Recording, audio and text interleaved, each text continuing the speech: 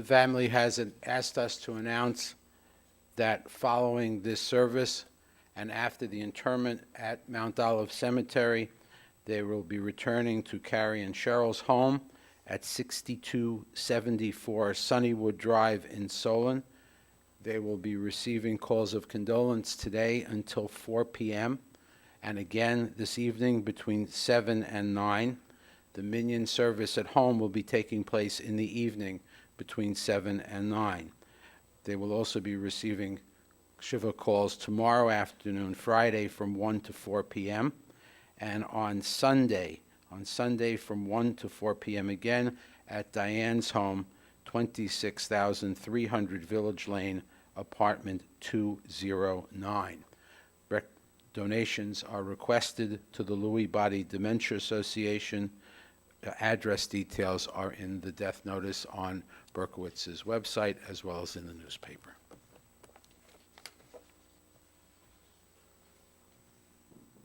I left my eyes into the hills. Where does my help come from? My help comes from God. Esainai el harim me'ain yavo ezri. Esainai el harim me'ain yavo ezri. Ezri me'im Adonai ose shamayim va'aretz. Ezri me'im Adonai ose shamayim va'aretz. Esainai el harim me'ain yavo ezri. Esainai el harim me'ain yavo ezri.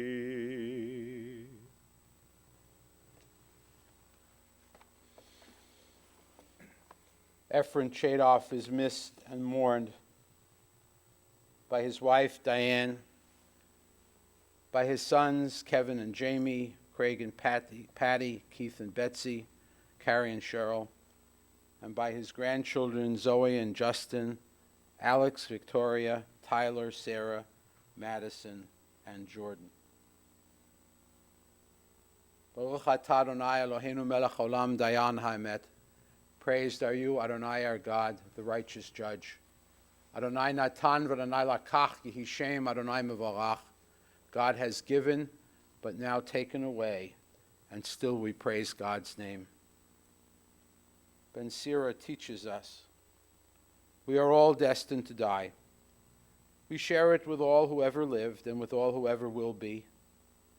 Cry for the dead. Hide not your grief, do not restrain your mourning. But remember that continuing sorrow is worse than death. When the dead are at rest, let their memory be a source of peace and be consoled when the soul departs. Death is better than eternal sickness. And teach us and help us to not seek to understand what is too difficult for us or search for what is hidden from us, nor should we be preoccupied with what is beyond us, for we have already been shown far more than we can understand. As a drop of water in the sea, as a grain of sand on the shore are our few days in eternity. The good things in this life last for a short time, but Efron's good name will live on forever.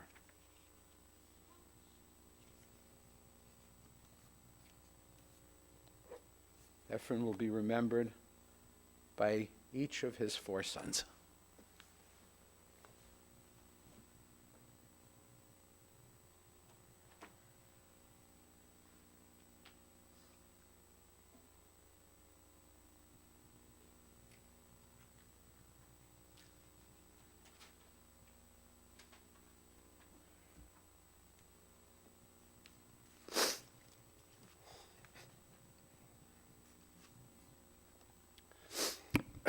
family and friends, thank you for being here today to honor my father and to celebrate his life. My father was a high school graduate with no additional formal education. However, he was street smart, honest, and trustworthy, a man who everybody loved. I want to take the moment to thank Carrie, his family, Craig and his family for being there for Dad and my mom as I was out of town and difficult to micromanage from quite a distance away. Dad worked 6 days a week in his family-owned mom and pop scrapyard. I worked side by side with my father during vacation and breaks from age 10 through my years in medical school.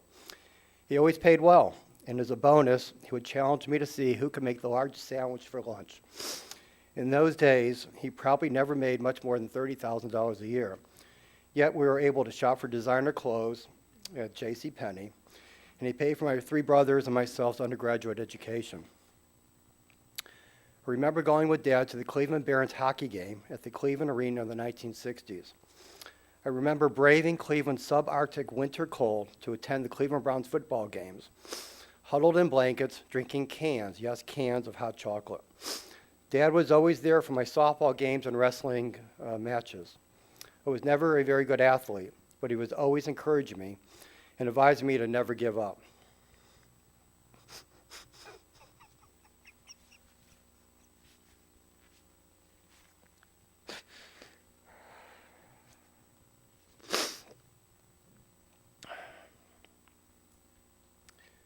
I will never forget our once-a-week outing with the family for dinner. Harvey's for ribs, Aurora for the dark sauce spaghetti sauce, a burger at Mobby's, or his favorite, Chinese on Lee Road. I will always remember Sunday brunch at our house, which consisted of takeout from Corky and Lenny's, Jack's, or Irv's on Coventry. Dad was an amazing eater. Earlier this year, Keith and I took my dad out for Chinese food, and he ate everything in sight. I snuck a Davis Bakery coconut bar into Menorah Park, and he inhaled both. He enjoyed the simple things in life. As I finally began to make a few bucks during my medical career, I offered to take them out for special meals. My dad preferred hot dogs and hamburgers over filet. I will miss our family trips to Kittyland, Euclid Beach Park, and Cedar Point. Dad was quiet and soft-spoken. He never wanted nor asked for anything for himself. When he offered advice, I listened. Never bring your problems to work. Leave them at the door. Never give up. Lessons I will always cherish. What was most important to my dad was his family.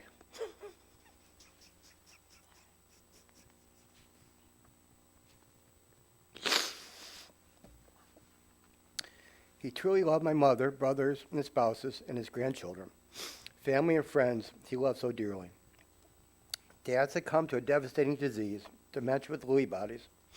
In spite of all of the complications which arose from his devastating plight, he never asked for sympathy. He fought a courageous battle, oftentimes bouncing back, a testament to his great strength up until the end.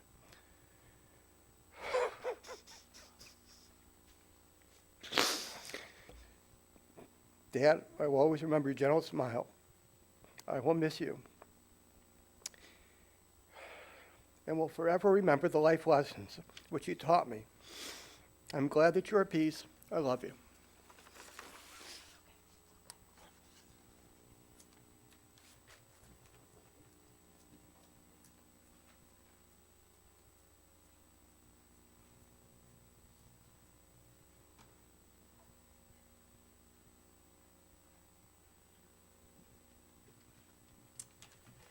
Thank you for coming. For those that were at Alex and Victoria's bar and bat mitzvah, you'll know 2 things. One, there's no way I'll make it through without crying. And secondly, I like to walk. But this doesn't move, and I'm not strong enough to carry this, so I'll do my best to do it from here. So stories help you get to know the person, and my brothers, myself, and others will share those stories today and over the next couple of days. But I'm going to just spend literally a minute or two trying to directly provide you with some information on who he was. It's going to appear simplistic, so I don't want it to take away from the complexity of the person. But over the past few days, you have all been so kind, and others that are not here, to send their condolences. And everyone has used the word nice. He was the nicest man. I loved talking to him. He was a great guy. He was nice. And that was a person that knew him, met him on the street for literally a minute, or those people that knew him all their lives. Everybody said he was just the nicest guy I've ever met. Well, that simple word describes him. It's nice, and it goes a lot further than that. Webster says it includes caring, pleasant, gentle, kind, humble. Those are all wrapped into that word. Many people leave a legacy of family, business success, charitable contributions, sports endeavors, religious leadership, etc. And my dad participated in all those things as well. However, besides being a great husband, father, and friend, I dad leave a legacy of being a really nice guy. And the world needs a lot more nice guys, especially now. So this is certainly one nice guy we'll all miss forever. I love you, Dad.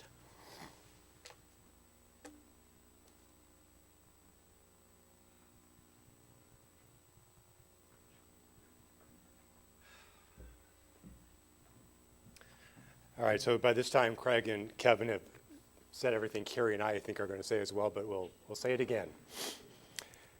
And in fact, my comments here that you may have heard by now, Kevin and Craig said a lot of great things about my dad, and I guess I'm going to reiterate them. Humble, kind, patient, selfless, and simple in a good, easy-to-please way. He was, simply put, and I wrote this before Craig, nice. So there's a common theme. He had great parenting instincts, and he was funny. And so so I want to share a story with you about his humor, and I think it best exemplifies a lot of what we're saying. So the story revolves around a nickel, and I think it was a buffalo nickel. I'm not quite sure. I actually still have the nickel at home in Chicago. Just don't have it with me. I'll tell you up front, this story is not a knee slapper. You're not going to die laughing, but it's a cute memory that, again, exemplifies him. So when I was in college, my dad mailed me $10 every week so I could buy some late night pizza. And as a college student, I certainly appreciated the late night pizza money, but of equal, or I should say more importance, was the letter that he would send. Sometimes they were typed on a typewriter, and going back to his humor, if there was a type O, he would always say, sorry, the typewriter made an error. So blamed his typos on the typewriter. They were always short, always witty, always with a smudge of grease. And you'll hear the scrapyard is a common theme this morning. Always intended to incite a smile. And I actually have most, if not all of them, after 35 years, still in Chicago. So back to the nickel. So one day I went to the mailbox and got my weekly letter, and of course was happy that I could buy pizza that night. But also in the envelope was a card, a 3x5 index card. And taped to the card was a nickel. And in fact, I still have the card. I said I have the nickel. The nickel is actually still taped to the card 35 years later. So there's something fortuitous about a piece of Scotch tape lasting that long. And on the card, I have to read this quote, it said, by the way, I should add, the nickel was minted in 1962, which is the year I was born. So on the card, it said, I hope you enjoy the extra bit of money this week, the nickel. It was minted on May 22nd, your birthday, love, Dad. Now, if you think about it, of course, the year is minted on a coin, not the day and date. And again, that's the story, and that's my dad's humor. So as I said, it's a cute story, not a knee slapper, but again, it really reinforces his caring nature, his consistency and reliability, his focus on family, his selflessness, his parental instincts, but most of all, again, his humor. And I can actually imagine him finding the coin, maybe at the scrapyard, and noticing 1962 and thinking, hey, that's Keith's birthday, I'll do something funny with it. I can imagine him chuckling all day long, thinking about what am I going to write on the little card. But ultimately, of course, he sent it with the intention of making someone else happy. So, Dad, thanks for the nickel and a whole lot more. Thanks.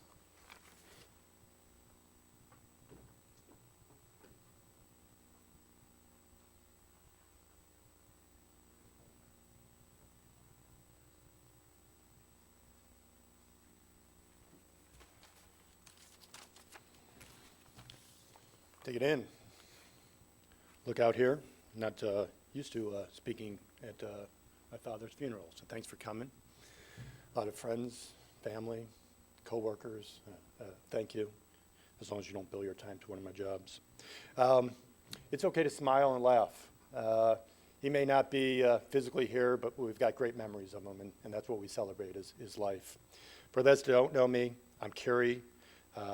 Most of you might refer to me as the youngest of Efron and Diane's children, but my father used to call me the best looking.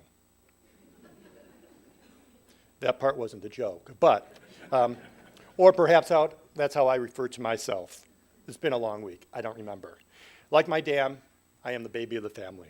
Clearly, there are similarities between the two of us. Thanks to my father and mother, I inherited her nose and my dad's eyebrows. What a winning combination. But there's so much more I take away from my dad, aside from my unibrow. He was a gentle man, one of few words, perhaps because he couldn't get a word in. Mom.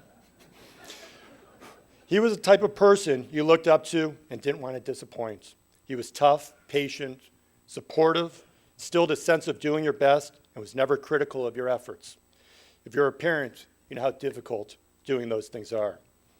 I don't remember him ever yelling, but he got results. He was smart enough to write a book on fatherhood and being a leader, but never wanted to put the spotlight on him and away from the rest of the family. He loved to joke, another trait I got from him. The difference between him and me was he was usually unable to get the punchline out before he would break out into tears of laughter.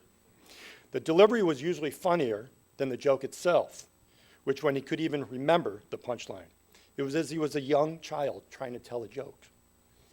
And he was so darn cute from when he would smile and crunch his face and joke all the way to his last moments on this earth in terms of peace. He had an infectious smile. He loved his wife, his kids, and all of his grandchildren. In fact, the last action I saw him take was this past Saturday when he puckered his lips multiple times to kiss my mother. It's a memory that I'll happily never forget. He loved sports. In fact, I was telling my kids today, his favorite athlete was Efron Herrera, strictly because of the name. So if you remember him, you're really a diehard fan. But place kicker who was kind of 5'7", 180-pound little Mexican guy. And if you want to get a kick, Google him. And his little son is called Little Effie. So no wonder he loved him. He loved sports and seeing videos of Jordan. In fact, my father thought Jordan recently needed to go to Indianapolis to play in an NBA game. Maybe that's fortitude coming forward. And Jordan loved his papa, even bringing in one of his MVP trophies during a visit. Jordan put a championship medal in his dad's coffin today. And my dad loved music. His eyes lit up, and his infectious smile plastered the entire time when Madison would visit, play the piano, and sing. The last time I remember him smiling was when he was listening to music. I told him it was Madison singing and Tori playing the piano. It was a little white lie, but who wants to call me out on that now? And no, it wasn't James Brown singing. He was a simple man, no smartphone, computers, and I was always amazed, a bit confused when he spoke to one of my brothers via FaceTime. Kind of just stared at that and how is someone actually moving on the other side? He was always putting his family first. There isn't anything I wouldn't do for my family. Again, a trait I got from my father. He worked incredibly hard for everything in life. But he had a great sense of work-life balance, something we should all try to emulate and take from my father. He was polite. Even when I was not sure he could recognize me, he always thanked me for visiting him at Manoa Park. I am his son. He didn't need to thank me. I got the enjoyment of seeing him smile and the security of knowing he was right. He was all right. He shared with Jordan that when he was young, his mother used to make cups of pudding. And the trick to getting the biggest one was to lick his thumb and place it in the largest cup and ask the rest of his siblings which one they wanted. I told you, he was a smart man. And he was strong, liked to wrestle, until I could finally beat him, and he stopped. As I said, he was smart. His love of wrestling didn't translate well to his kids who wrestled. Although we did learn how to count gymnasium lights while we were on our backs trying not to get pinned. And no thanks to Papa F, I used to wrestle with my kids and rub my beard on their bellies, something I remember my father doing to me. I likely didn't like it any more than my kids liked it. He was a sweet man with a wonderful disposition. No wonder he loved his sweets. Dad, I hope you like the halava my family put in your coffin. He passed peacefully, a smile on his face, without a sound, while I was holding his hand.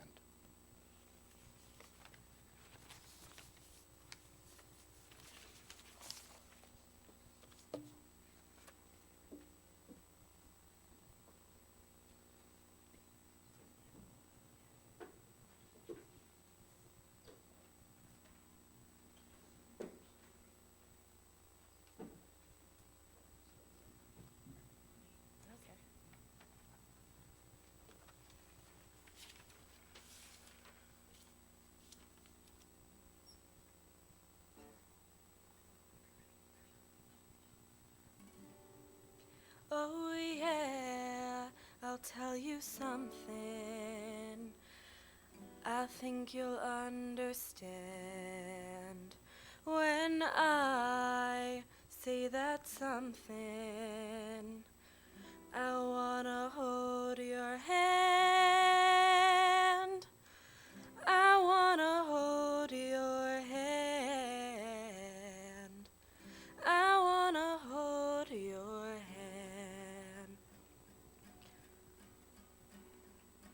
Oh, please say to me, you'll let me be your girl. And please say to me,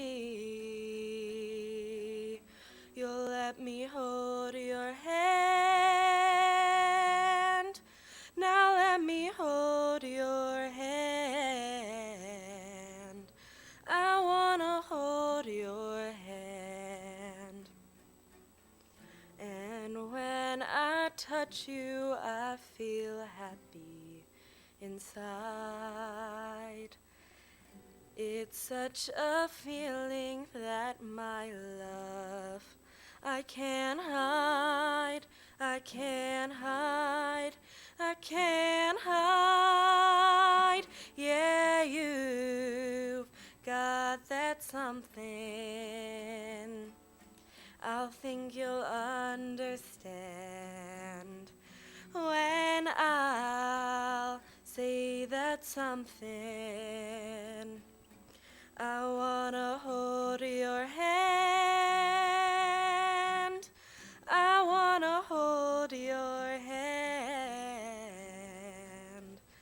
I wanna hold your hand.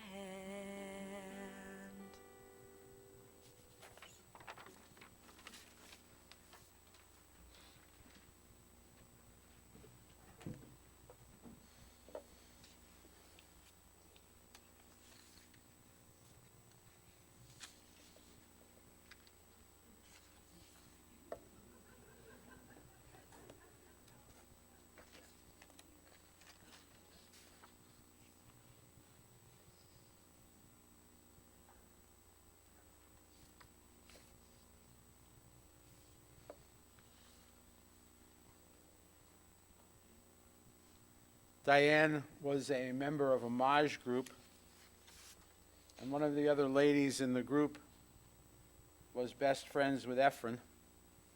And at one Maj session, that lady said to Diane, "Would you like to be fixed up?"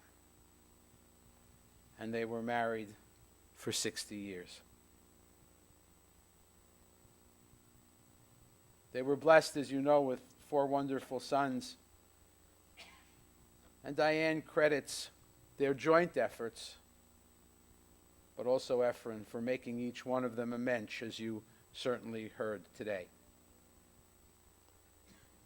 Diane says they did make a few mistakes in parenting, like one time when Kevin was supposed to get some drops in his nose, they put it instead in his mouth. They survived all of that stuff. For Diane, the years went quickly. Efron, as she put it, schlepped every day, working in a wrecking yard in Atlas Waste, Woodland Auto Wrecking. Whether it was 95 degrees out or 0 degrees out, he never complained. But when he came home filthy, driving the dirty car, she hollered at him to take his shoes off. But actually what he did is each time he came home, he quickly got undressed, showered, put on fresh clothes, got into the clean car, and went out to see the boys at whatever their activities were, the sports that you've heard about, and again, never complaining. One of the best parts of his life were his 8 magnificent grandchildren, 2 of whom you just heard from. Of course, he had a sense of humor with them too, and they were watching one of their granddaughters, I think it was Victoria, and they were showing her the tomato plants that they had planted, but Efron also decided that he was going to stick carrots in the ground. And his granddaughter was kind of delighted. Oh, wow, real, full-grown carrots right there coming out of the ground. He rejoiced in all of the simchas and was so sad when a canceled flight because of weather prevented him from attending Justin's bar mitzvah. He took such wonderful care of Diane when she was in the hospital for 3 months a couple of years ago. And Diane took care of him in these past couple of years, making sure that he got everything that he needed at Menorah Park. In addition to everything that you've already heard, Efron loved golf, as you heard, humor and comics. And apparently with 4 boys in Efron, it was sometimes like Diane had 5 boys and not 4. He was the peacemaker of the family, the one who got everyone together. He was a member of Deke Lodge for 50 years, but really became more active in the last few years. And as Carrie said, in his own sweet, loving, quiet way, Efron's eyes lit up, even to the last minutes of his consciousness. He never made a big scene. And with his family there holding their hands, he passed into eternity.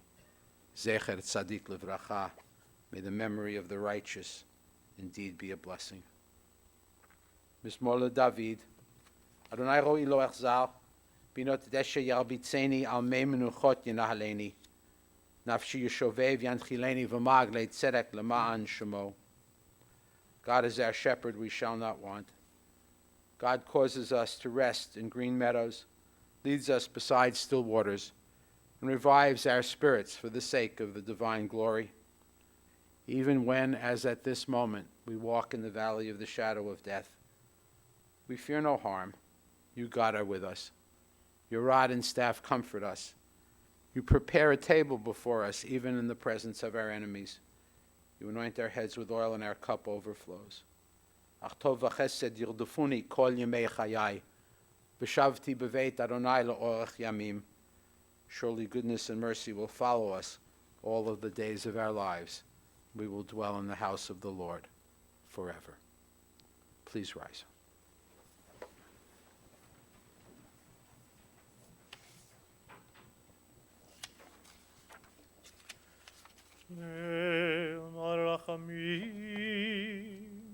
שוכן במרומים, עמסי מנוחה נכונה, תחת כנפי השכינה, במעלות קדושים וטהורים, כזוהר הרקיע מזהירים, את נשמת אפרים בן מיכה יהודה וציר, שהלכה לעולמו, בגן עדן תהא מנוחתו.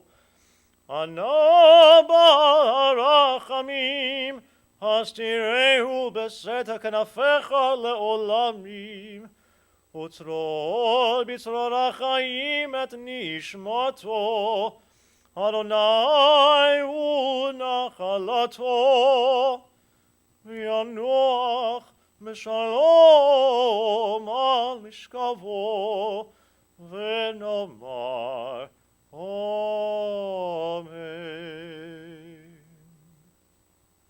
Exalted and compassionate God, grant infinite rest in your sheltering presence among the holy and the pure, to the soul of Efron, son of Celia and Louis. He has now gone to his eternal home. Merciful One, may he find perfect peace in your eternal embrace. May his soul now be bound up in the bond of eternal life. May he rest in peace. V'nomar. Amen.